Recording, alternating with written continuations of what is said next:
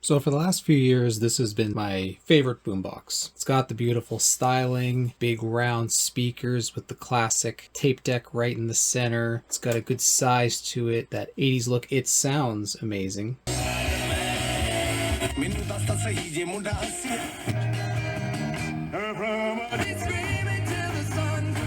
Afternoon with a risk of frostbite. It's even got basic song skip on it.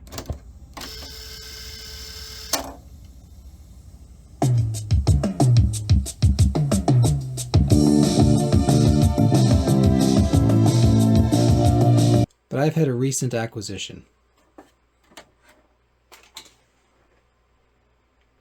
I got an M90, and it sounds so much better.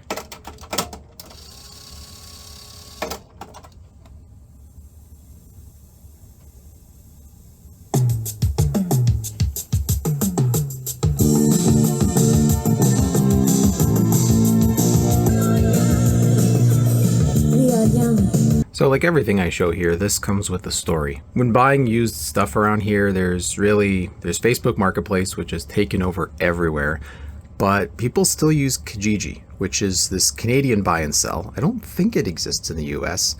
That is really hit or miss depending on what city you live in. Like I know Vancouver, I think Craigslist is more popular, whereas here in Winnipeg, Craigslist is just dead. And Kijiji's starting to die. There's not a lot of stuff on there. Anyway, I went on, and this was for sale. And it had been for sale for a month. And I think if I recall, he was asking around 200, which if you know these things, it's like, okay, that's not a bad start. Drove to go test it out, and of course it didn't work, which I'll show some of the issues with it later. I think I got it for around 150, 160, which for any other boombox, you'd go, oh, that's a lot of money, you know, especially if it needed work and it's not in the best of shape. But this thing's got a bit of a reputation. And what's funny is this was last summer, summer of 2025 when I picked this up. And I saw just at the end of 2025, beginning 2026, one of these come up at a local auction. And it sold for 1,100 Canadian dollars. So made me feel good about what I paid for this guy. Especially considering that one was also not in the best of shape. It was missing some plates and stuff like that. Antennas were all broken off on the back. So the story I got about this from the seller is that I guess it was his dad's and spent most of its life in a garage. He had it in his garage and was selling it because he had a much better sound system in his garage. So yeah, it's spent a good probably few decades sitting in a grimy garage going through freeze and thaw cycles. Oh, and by the way, I never advertise social media and stuff, but I was posting about me finding this past summer on Mastodon and Blue Sky, so if you're into that, I'm there. Anyway, this sat for a while before I ended up looking at it. I did take it fully apart in the backyard, speakers out, everything, and give it a thorough clean.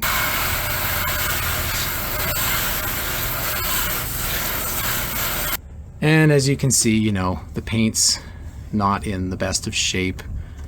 This is a metal plate, so the paint's coming off there.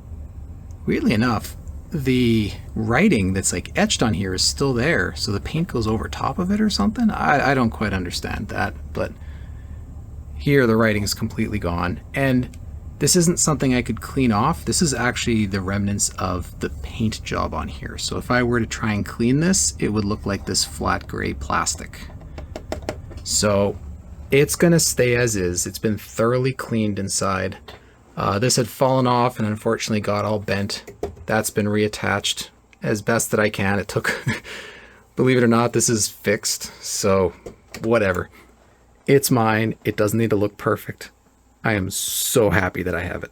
So, problems. Well, when I went to go test it out, it would be very quiet, it very distorted, and it sounded horrendous.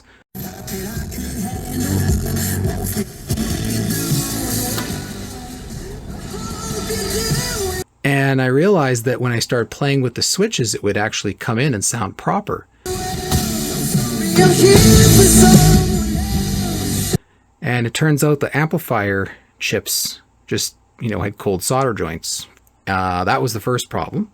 Once that started working, I was blown away by the sound this thing has just on FM radio.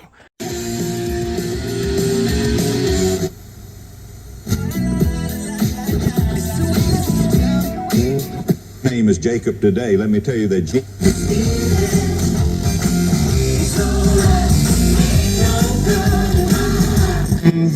This is where I want to be.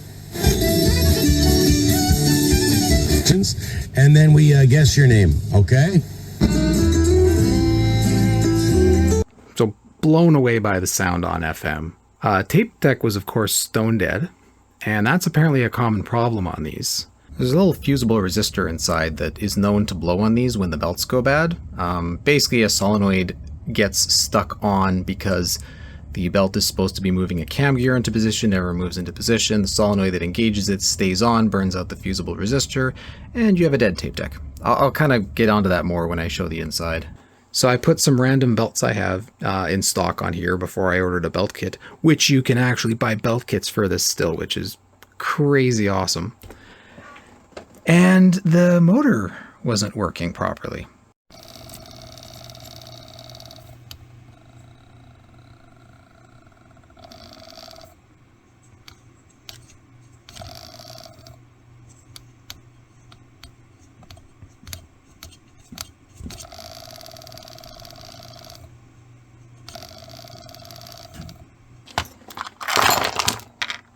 Here's all the parts.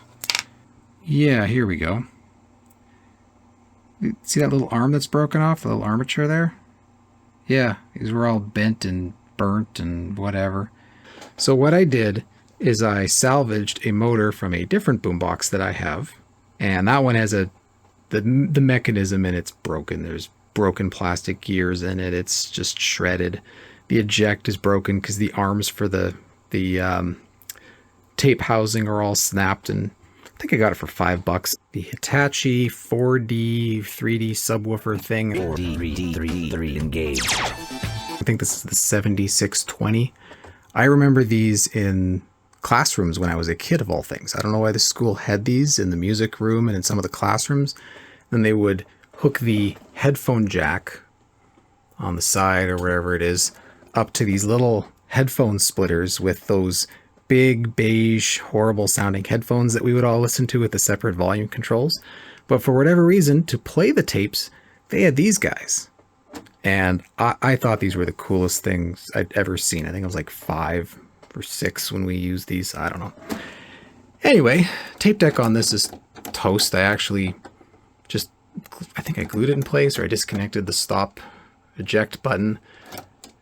Oh yeah, I disconnected the eject. So this has been Bluetooth modded. Play turns on Bluetooth, stop stops it. So at least I can use it. The tape deck on this I don't think sounded too good when it was new anyway, so I'm not really missing anything. So I salvaged the capstan motor out of this. I think I need to work the belts in because I've been having to sort of adjust the speed and chase it a little bit. At the beginning you probably noticed it's playing a little bit fast. So it's been doing that. It's been drifting up, I think, as the belt works its way in. I'm hoping anyway. But, I mean, it works. And it's stable. The wow and flutter is close to the spec of this, which I think it was 0.05% RMS. And I'm measuring like 0.06, 0.07. And there are no measurements. There's no information online for what the wow and flutter of this damn thing is. So I doubt that motor is the best of motors, you know. Oh, and I just want to show the difference between the cheap Amazon belts and the good belts. The wow and flutter literally improved by almost a factor of 10. So yeah, there's definitely been some issues with this. Another issue is recording. It sounds phenomenal playing. I actually broke out a head demagnetizer to use on this, which is not something that I've really done much in the past, but holy hell am I ever a convert. The before and after doing that is night and day. Quick hit with the head demagnetizer and it sings.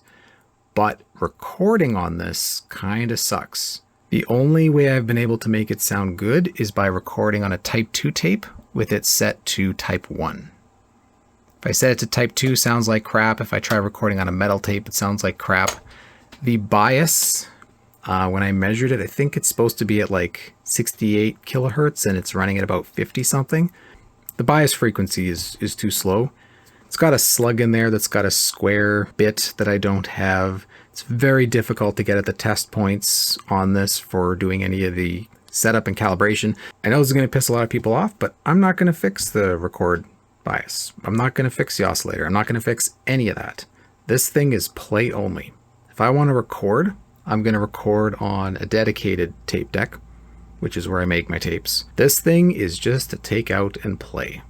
So taking a look around the back, when I first got this, both the antennas were broken.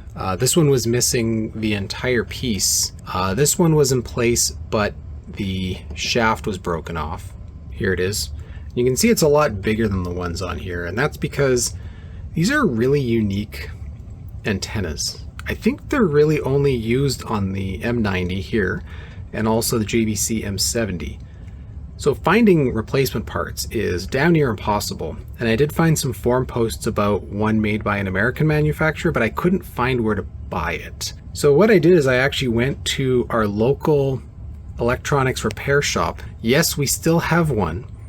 It's family run. You walk in, there's stuff everywhere. They fix everything, turntables, stereos. I'm really happy that they still exist. And I asked the people there, and they had a box of antennas that I could sort through. So I looked and I found two that are the right length to fit inside these little holders and look good enough. The only issue, if I stand up here, is that they're not very tall. It only extends one extra length. It's only got two pieces. So as far as peak FM reception, you're not going to get it with these. But for aesthetics, I think they're great. And the way this works inside here is that there's a little bent piece here that rides inside this ridge. So this metal piece, which is actually soldered to a wire inside, so this is the connection to the antenna, and that's held on with the screws on either side, one for this plastic piece and then this one. And the metal just rides inside. If I hold it like that, that little tab there rides inside this ridge. So what I did is I took a saw and I cut a ridge in the new one. And I had to bend this tab a little bit and finesse it to fit, but it does. And this rides inside it nicely. So antennas are good. I'm happy with that fix. And of course, being their top end model, it's got all the connections you could want. In addition to having a built-in 120 volt power supply, it'll take 12 volts in, I'm assuming for use with like a car or external battery. Beat cut, which will change the record bias oscillator slightly so it doesn't interfere with AM if you're recording off of AM. External speaker connection, external mic connections, a phono slash line in, so you can actually switch it between a magnetic phono cartridge with the earth connection or a line level input, and line out, which is how I've recorded all the samples of how this tape deck sounds. Just a nice direct line out. The battery compartment is a little crusty. I just did some very rudimentary cleaning on this and neutralizing, but I'll probably have to get in here with some sandpaper, and then I'm not sure exactly how I want to coat this spring. I don't plan to use the battery compartment. This thing already weighs enough, but I'd like to get this cleaned up. It would probably work the way it is right now, like this is a clean connection, but it just looks bad. And unfortunately, this is pretty common with old radios, boomboxes. People will go and store it and leave mismatched batteries or whatever, batteries that leak inside, and you end up with this. And of course, to the surprise of no one, given the condition of this, some screws were missing. This one, you can actually see the exposed, looks like copper or brass, where I had to hoof this thing in the vise to bend it back into shape. It was actually coming out of this, and it was completely bent at like a 45-degree angle, almost inside there. So you can see how much I had to hoof on this thing to get it out. The threads in this thing are completely toast. So I don't think regluing this is worthwhile. You can see where these three pieces here are broken off from this top piece here. I'm going to hold on to these, but I definitely don't think I'm going to be regluing this into place, given I don't have enough screws even with this resalvaged screw. There isn't one for that corner anyway. And, you know, unless I find these exact ones, I don't see a reason to glue this in, but I will be keeping it because I want to keep everything together. Now onto the tape deck. Here's the Hitachi motor, which is a genuine Mabuchi. that I put in to replace the original motor in here, which was a lot larger. And it seems to be doing the job. It's working good enough. I don't think, I bet there's a bit more stability out of the original, but all things considered, it seems to be doing a bang up job, so I'm going to leave it. And of course, one of the usual suspect problems on this particular model is the fusible resistor or fusible resistors. So there's 4 of them, but FR704 seems to be the most common failure, and it was the only one I believe that was blown on this. Yeah, I think I checked all the other ones, they were good. So it's a 4.7 ohm, I think, quarter watt fusible resistor, and it goes in series with the solenoid. So it activates during any mode change. So when it's going from play to stop, fast forward, things like that, the solenoid engages, which then moves the power from the capstan motor to drive a cam gear, and then it's got little reflective pieces on it to tell the controller what mode it's in. Now, the idea is that that should only happen for a short period, right? The solenoid should only engage for a couple seconds while that cam gear is rotating. But if the belt fails, then that solenoid is engaged and continues to stay engaged because it's waiting for that cam gear to get into its correct position. And then it opens the fusible resistor. Also, you may have noticed while I'm filming, this resistor suddenly changed. I realized I still had my temporary solution in here. And this was my half-assed solution while I was repairing it, because until I got the mechanism all set up correctly, I was popping these stupid little fusible resistors, so I just tacked a regular resistor on. And the reason you don't use a regular resistor is because in a failure mode, the regular resistor will smolder and smoke and maybe catch fire instead of just gracefully opening. But I was okay with that for testing. And here are the parts of the fusible resistors, if anyone's curious. I ordered these based on a recommendation online. The schematic doesn't actually tell you the wattage rating of the fusible resistors, which is really, really dumb to me. So I basically had to go off of just forum posts to find it. I think there's actually a 4th value as well, but I couldn't find it in stock anywhere. But yeah, just if anyone's curious. And taking a look over on this board here, this is where all the record circuitry, record bias oscillator and whatnot is. So this is the slug I was talking about to adjust that frequency. But really, maybe in the future I'll take that on as a project, but right now I don't really have an interest in recording on this, so I'm going to leave it as is. Playback is what matters, and playback sounds fantastic. Functionally, it's pretty well featured. The North American version has shortwave, and it's broken up into 6 shortwave bands, which is nice. That way you get a nice granular tuning, plus AM and FM. And of course for shortwave you get fine tuning because it's just, you know, the stations are such a narrow channel on there, you want to get as much granularity as possible. Now, being in the basement, I'm not going to get anything on shortwave, even with the antennas extended. It's not quite nighttime yet, and I got tons of computers and electronics around here. But we can try the other bands, do a little tune around. Let's start with AM. And this has a wonderful counterweight on the tuning dial, so you can give it a little bit of a spin. You know, not as much as a classic receiver, but better than most boomboxes I've used.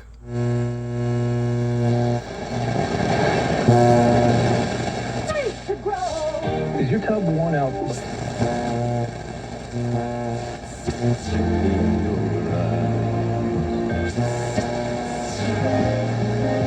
The solo shows, but this time she's taking on Hamlet, playing 20.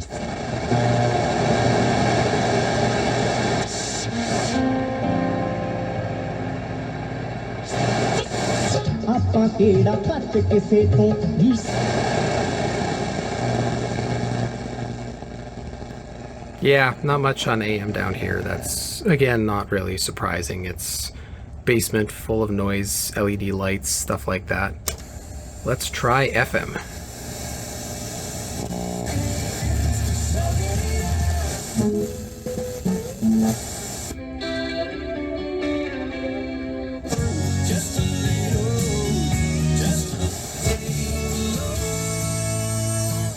shine like you got me for.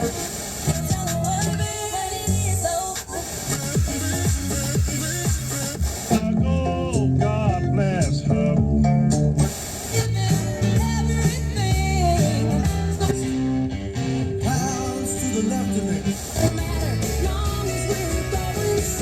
Couple of shout outs to senior producer Jeanette Cabral. 4, 3, 2, 1. Is regret. 95.1 FM. This is CHVN.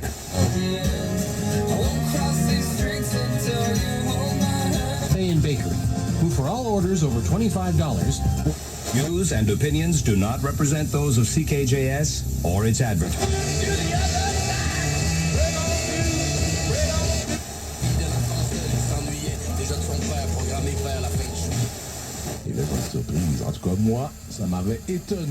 Defense Ministry says its forces killed the leader of the Jalisco New Generation. Quiz and find your perfect volunteer role. Adventure awaits.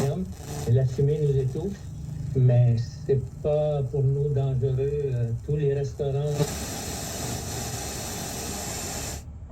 It's got such a full, wonderful sound on FM. I'm not sure how well it's coming off on the camera, but it just, I mean, I've never been a fan of how radio sounds, the dynamic compression, the sort of extra punchy treble in the stereo, but somehow this just makes it sound so pleasant and like it sounds imperfect. It doesn't sound like a direct recording. It doesn't sound, I guess you could call it audiophile, but it sounds pleasing to the ears.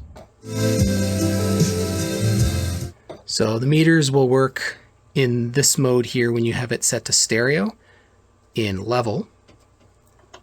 So this is actually your VU level, not your power level going to the speakers, which is nice.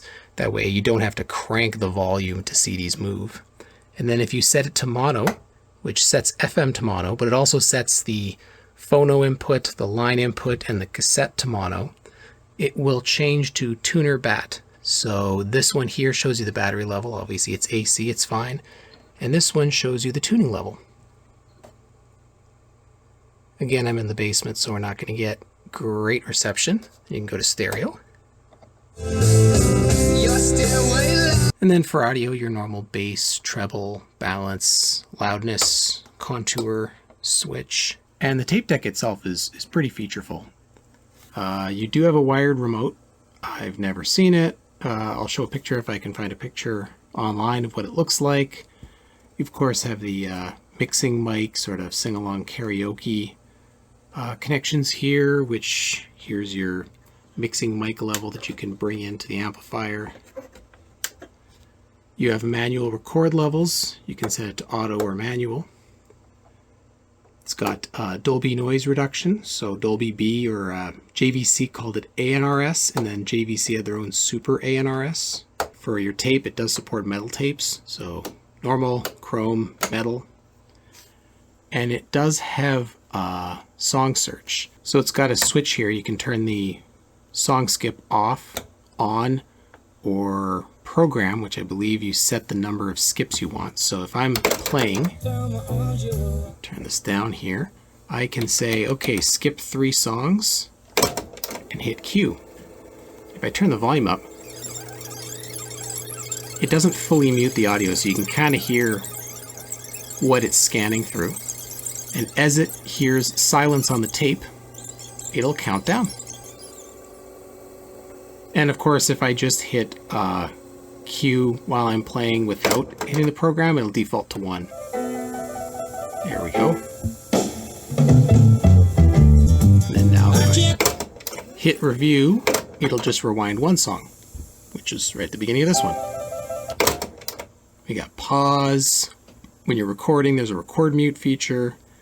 So, you know, it's pretty featureful. There's this, oh shoot. I kept trying to wonder why whenever I powered this off and back on, it would suddenly play.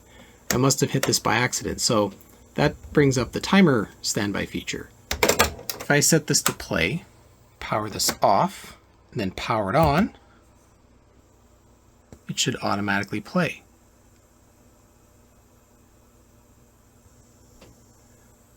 No? Oh, do I have to pull the power manually with it on? Let's see.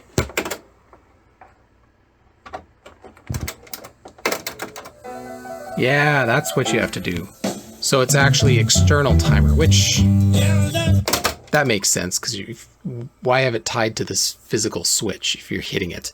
So if you plug this into a external timer, you can have it set to record or play, you know, record a show off the radio or just wake you up to a tape or whatever, like a really fancy alarm clock. Anyway, I'm gonna grab a YouTube audio recording that I made on my main tape deck, and let's do some playback testing. I'll use the source file, playing it back on the Pioneer deck, and then playing it back on here, and we'll compare.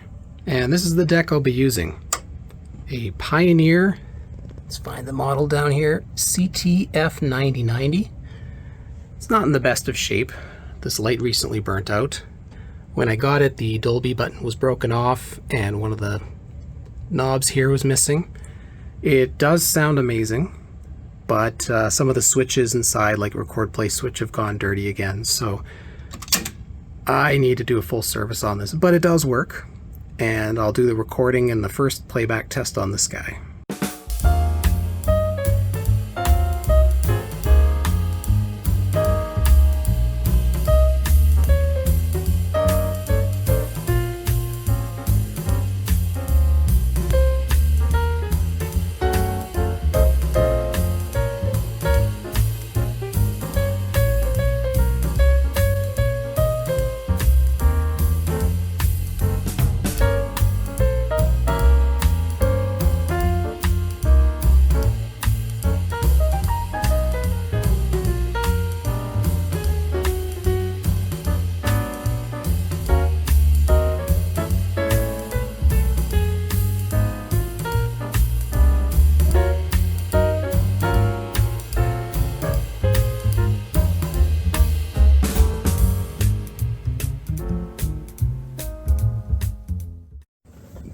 That sounded the same. That all sounded exactly the same.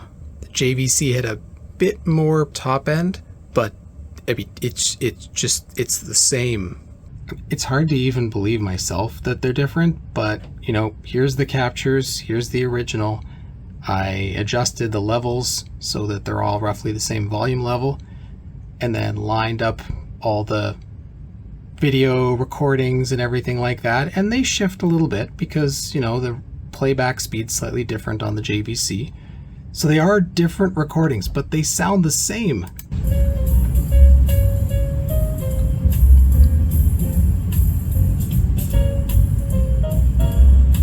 Yeah, it sounds different, but not substantially.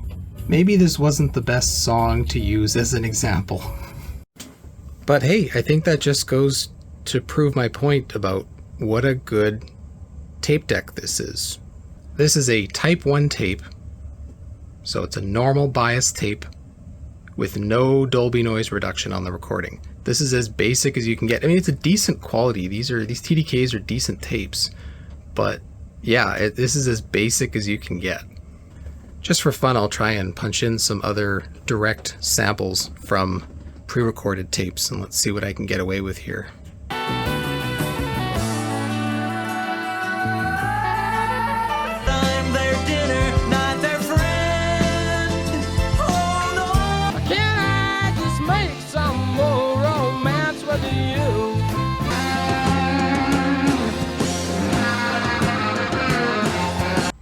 Anyway, that's enough fiddling about with this. This video has gone on too long. I just kind of wanted to show this thing off because it's really cool and I'm really happy that I have it. And it didn't actually take that much to get it mostly fully operational.